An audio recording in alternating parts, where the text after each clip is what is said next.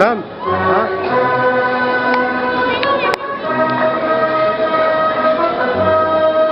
Ayos ah, naghihintay pa siya naman.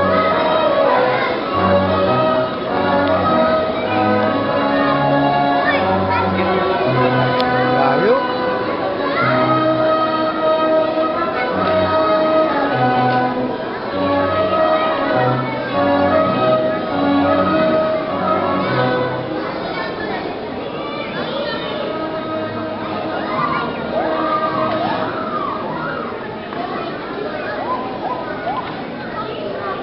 Hindi ka marinig.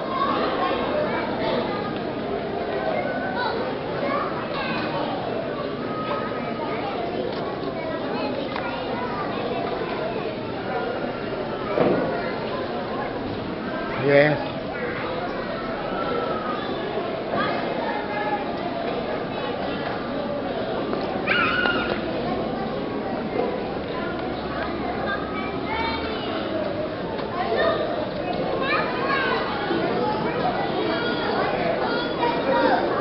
Nagpak naman sa mga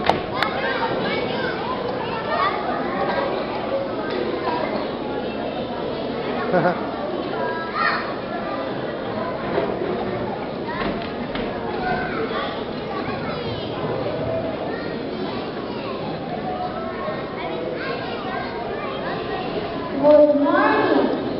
Having been a student here for 4 years now, I never thought I would be standing here receiving an award and giving this speech in front of all of you.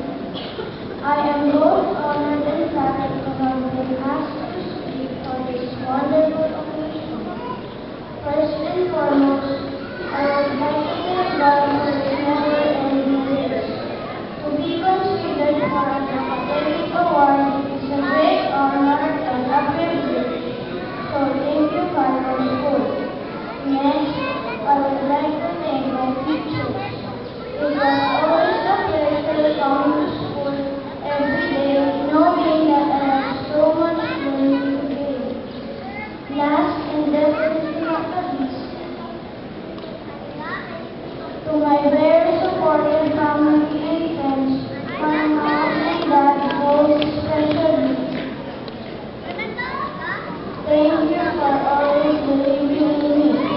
To my fellow awardees, I believe that what should make us and our parents the most proud is not the actual honor itself, but what we have to do to get it. The challenge is not to rely on the recognition, but to continue to strive forward towards the goal. Thank you. Thank you, Isaiah F. Serrano, a Grade 2 Falcon Awardee.